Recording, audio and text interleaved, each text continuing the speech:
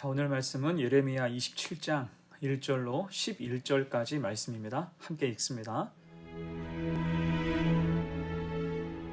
유다의 왕 요시아의 아들 여호야김이 다스리기 시작할 때 여호와께서 말씀으로 예레미야에게 임하시니라.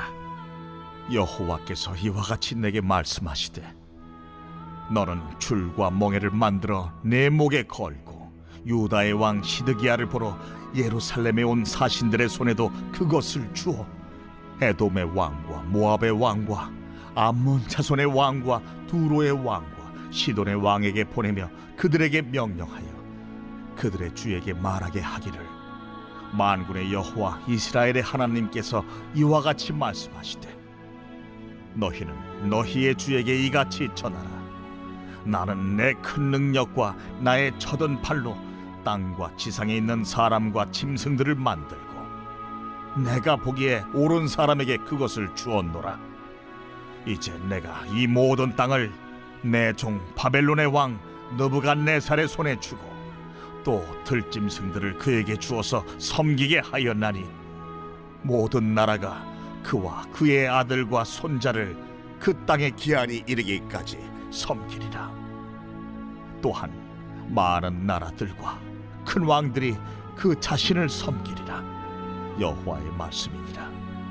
바벨론의 왕 느부갓네살을 섬기지 아니하며 그 목으로 바벨론의 왕의 멍에를 매지 아니하는 백성과 나라는 내가 그들이 멸망하기까지 칼과 기근과 전염병으로 그 민족을 벌하리라. 너희는 너희 선지자나 복술가나 꿈꾸는 자나 술사나 요술자가 이르기를, 너희가 바벨론의 왕을 섬기게 되지 아니하리라 하여도 너희는 듣지 말라. 그들은 너희에게 거짓을 예언하여 너희가 너희 땅에서 멀리 떠나게 하며 또 내가 너희를 몰아내게 하며 너희를 멸망하게 하느니라. 그러나 그 목으로 바벨론의 왕의 멍에를 메고 그를 섬기는 나라는 내가 그들을 그 땅에 머물러 밭을 갈며 거기서 살게 하리라 하셨다 하라. 여호와의 말씀이니라 하시니라. 하나님의 선하신 뜻이란 제목으로 말씀 증거합니다. 유다의 마지막 3명의 왕은 모두 요시야 왕의 아들과 손자예요. 18대 왕 여호야김은 요시야의 첫째 아들이고 19대 왕 여호야긴, 그는 요시야의 손자며 마지막 20대 왕 시드기야는 요시야의 셋째 아들입니다. 험악한 시절이었죠. 이때 예레미야는 이들의 통치와 괴를 같이 했어요. 그러니 얼마나 막막했을까요? 요시야 같지 않은 그들을 보면서 답답해하지 않을 수 없었습니다. 자, 그가 오늘 하나님 주신 표적을 가지고 왕을 찾아갔어요. 1절로 3절까지 말씀 봅니다. 유다의 왕 요시야의 아들 여호야김이 다스리기 시작할 때에 여호와께서 말씀으로 예레미야에게 임하시니라. 여호와께서 이와 같이 내게 말씀하시되, 너는 줄과 멍에를 만들어 내 목에 걸고 유다의 왕 시드기야를 보러 예루살렘에 온 사신들의 손에도 그것을 주어 에돔의 왕과 모압의 왕과 암몬 자손의 왕과 두로의 왕과 시돈의 왕에게 보내며. 우선 1절에 나와 있는 여호야김은 시드기야로 바꾸는 것이 적절합니다. 아마 필사자의 실수였던 것 같습니다. 마지막 왕 시드기야로 보는 것이 적절해요. 아무튼 하나님이 예레미야에게 명령하셔서 한 만남의 현장을 찾게 하세요. 이 만남은 시드기야를 만나러 온 에돔, 모압, 암몬, 두로, 시돈의 사신들이 모인 자리였습니다. 일종의 대책회의죠. 당시 유대 근동 레반트 지역에서 바벨론의 침략은 소강 상태였습니다. 그들이 대제국이어서 넓은 영토에서 동시적으로 전쟁을 치르면서 아마도 다른 지역 전쟁에 집중하느라 유대 근동 지역에는 소홀했던 모양이에요. 그 틈을 이용해서 주변 국가들이 모인 것입니다. 어떻게 하면 바벨론에 대항하는 연합전선을 꾸릴까? 어떻게 하면 안전을 도모할 수 있을까? 그런 주제로 모인 자리였습니다. 그러면서 아마 다들 희망적인 이야기를 했을 거예요. 구절을 통해서 연상할 수 있듯이 우리 선지자가, 우리 복술가가, 우리 점쟁이가 하는 말을 들어보니까 우리가 바벨론의 통치에서 벗어날 수 있을 거라고 한다. 승리할 수 있다는 말을 들었다라고 하면서 다들 들떠 있었다는 거예요. 자, 그런 자리에 하나님이 예레미야를 보내신 거죠. 그러면서 어떤 말씀을 전하게 하셨을까? 세 가지로 생각해 봅니다. 첫 번째, 하나님의 뜻에 따르라는 거예요. 하나님은 예레미야로 하여금 줄과 멍에를 만들어 목에 걸고 각 사절단에게 그것을 전하라 하셨어요. 여기서 멍에는 수레나 쟁기를 끌기 위해서 소나 말의 목에 얹는 구부러진 나무입니다. 거기에 줄을 매서 사용하는 거지요. 여기서 이 멍에의 영적인 의미는 속박과 억압을 뜻합니다. 그럼 이것을 하나씩 주라고 하신 이유가 무엇일까요? 그것이 하나님의 심판은 모든 나라에게 임한다는 거예요. 지금 그 심판이 진행 중이라는 것입니다. 4절, 5절 봅니다. 그들에게 명령하여 그들의 주에게 말하게 하기를 만군의 여호와 이스라엘의 하나님께서 이와 같이 말씀하시되 너희는 너희의 주에게 이같이 전하라. 나는 내 큰 능력과 나의 쳐든 팔로 땅과 지상에 있는 사람과 짐승들을 만들고 내가 보기에 옳은 사람에게 그것을 주었노라.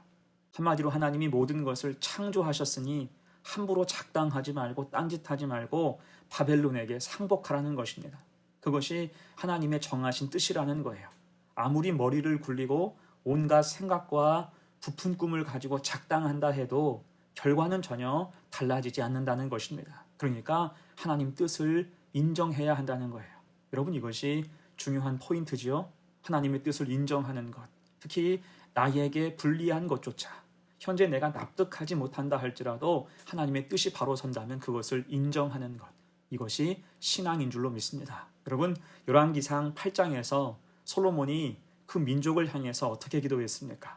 만일 주의 백성 이스라엘이 주께 범죄하여 적국 앞에 패하게 되므로 주께로 돌아와 주의 이름을 인정하고 이 성전에서 주께 기도하며 간구하거든 주는 하늘에서 들으시고 주의 백성 이스라엘의 죄를 사하시고 그들의 조상들에게 주신 땅으로 돌아오게 하옵소서. 아멘.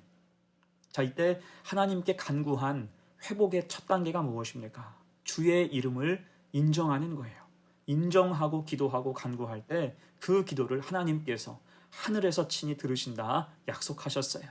사실 급할 때 우리는 우리 방법을 고수하기가 쉽죠. 급한 대로 사람을 찾고 세상의 방법을 선호합니다. 하지만 가장 위급하고 조급한 순간에 필요한 것은 하나님의 이름을 인정하고 그 뜻과 도우심을 간절히 바라는 것입니다. 그러면 나의 방식이 아닌 하나님 방식으로 인도함을 받을 수 있어요. 그렇게 믿음으로 주님을 인정하고 따르는, 그래서 길이 열리는 복된 성도가 되시기를 간절히 축원합니다. 아멘. 두 번째예요. 하나님의 뜻. 두 번째, 하나님의 때를 기억하라는 거예요. 6절, 7절 봅니다. 이제 내가 이 모든 땅을 내 종 바벨론의 왕 느부갓네살의 손에 주고 또 들짐승들을 그에게 주어서 섬기게 하였나니 모든 나라가 그와 그의 아들과 손자를 그 땅에 기한이 이르기까지 섬기리라. 또한 많은 나라들과 큰 왕들이 그 자신을 섬기리라. 아멘. 자, 당시 세상의 패권은 바벨론에게 있었지요. 하나님이 그렇게 정하신 것입니다.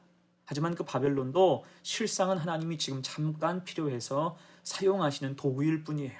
그래서 그 기한도 명시하셨어요. 그와 그의 아들과 손자를 그 땅의 기한이 이르기까지. 그러니까 3대, 3번의 세대가 지나갈 시간, 70년이죠. 그 시간을 겸손히 기억하고 믿음으로 견디라는 것입니다. 그러면 7절 하반절, 많은 나라들과 큰 왕들이 그 자신을 섬기리라. 바벨론과 처지가 바뀌는 날이 온다는 것입니다. 이 모든 게 하나님이 정하신 기한이니 그때를 기억하고 하나님을 신뢰해야 한다는 거예요. 여러분, 우리는 때를 분간할 수 없습니다. 이것이 사람이 가진 한계죠. 하지만 우리 하나님은 때와 시간의 주인 되세요. 이것을 믿어야 합니다. 전도서 3장 1절 이하의 말씀이죠. 범사에 기한이 있고 천하 만사가 다 때가 있나니 날 때가 있고 죽을 때가 있으며 심을 때가 있고 심은 것을 뽑을 때가 있으며 죽일 때가 있고 치료할 때가 있으며 헐 때가 있고 세울 때가 있으며, 그리고 이어서 11절에서는 이렇게 말씀해요. 하나님이 모든 것을 지으시되 때를 따라 아름답게 하셨고 또 사람들에게 영원을 사모하는 마음을 주셨느니라. 그러나 하나님이 하시는 일의 시종을 사람으로 측량할 수 없게 하셨도다. 아멘. 누구를 의지하라는 말입니까? 하나님을 의지하고 하나님의 때를 기억해야 한다는 거예요. 여러분, 우리에게도 하나님은 인생이라는 시간 주셨습니다. 하나님 주신 그 때를 기억하며 때를 따라 열매 맺을 수 있도록 좋은 믿음으로 늘 주님 안에 거하는 복된 성도가 되시기를 축원합니다. 자, 세 번째예요. 하나님의 선하신 뜻. 마지막 세 번째, 하나님 말씀을 들으라는 거예요. 9절 10절 봅니다. 너희는 너희 선지자나 복술가나 꿈꾸는 자나 술사나 요술자가 이르기를 너희가 바벨론의 왕을 섬기게 되지 아니하리라 하여도 너희는 듣지 말라. 그들은 너희에게 거짓을 예언하여 너희가 너희 땅에서 멀리 떠나게 하며 또 내가 너희를 몰아내게 하며 너희를 멸망하게 하느니라. 아멘. 곧 지금 세상의 사탕발림에 대해서 경고하시는 거예요. 이때 이 말씀의 의미가 있는 것은 9절에서 복술가, 꿈꾸는 자, 술사, 요술자가 전부 한 목소리를 냈다는 것입니다. 그들은 같은 말을 하고 있어요. 우리는 바벨론에게 망하지 않는다. 우리가 승리할 것이다. 바벨론은 도망갈 것이다. 전부 왕들의 비위를 맞추는 말, 자기 안위를 위해서 사람들이 듣고 싶은 말을 해줬다는 것입니다. 자, 그런데 충격적인 것이 무엇입니까? 예루살렘의 선지자라고 하는 사람들이 그런 우상 숭배자와 같은 목소리를 내고 있다는 거예요. 참담한 일이죠. 당시 유대 사회가 얼마나 타락하고 죄가 가득했는지를 보여주는 단적인 증거입니다. 여러분, 그래서 우리가 집중해야 하는 것은 하나님 말씀이에요. 잘못하면 우리도 세상과 하는 말이, 하는 생각이 같아질 수 있습니다. 그래서 늘 하나님 말씀 앞에 민감하고 민첩해야 돼요. 특히 복음은 우리 귀에 듣기 좋은 말이 전부가 아닙니다. 진정한 복음은 때로 듣기 싫고 힘들어도 들어야 하는 말, 우리 머리와 가슴에 충격을 주는 말씀, 우리의 바람과는 다른 주님의 뜻이 선포된 아픈 말씀일 수도 있습니다. 그것을 들어야 우리 믿음이 온전해지고 바르게 세워질 수 있어요. 그 말씀을 듣고 집중할 때 하나님 선하신 뜻을 분별할 수 있는 것입니다. 여러분, 그래서 진리가 너희를 자유롭게 하리라. 하나님 말씀을 진리로 받으며 믿음 가지고 사는 성도가 되시기를 간절히 축원합니다. 아멘. 이제 말씀을 마무리합니다. 하나님은 오늘 줄과 멍에 표적과 말씀을 통해서 하나님의 뜻에 반하고 함부로 작당하는 사람들을 깨우치게 하셨어요. 하지만 사실은 우리도 오늘 말씀과 비슷하게 하나님의 뜻보다 나의 생각으로 적당히 작당하며 살 때가 있습니다. 그런 의미에서 오늘 말씀 세 가지 포인트를 꼭 기억해야 돼요. 하나님의 선하신 뜻을 인정해야 된다. 하나님의 때를 신뢰해야 된다. 그리고 하나님 말씀을 진리로 삼아야 된다.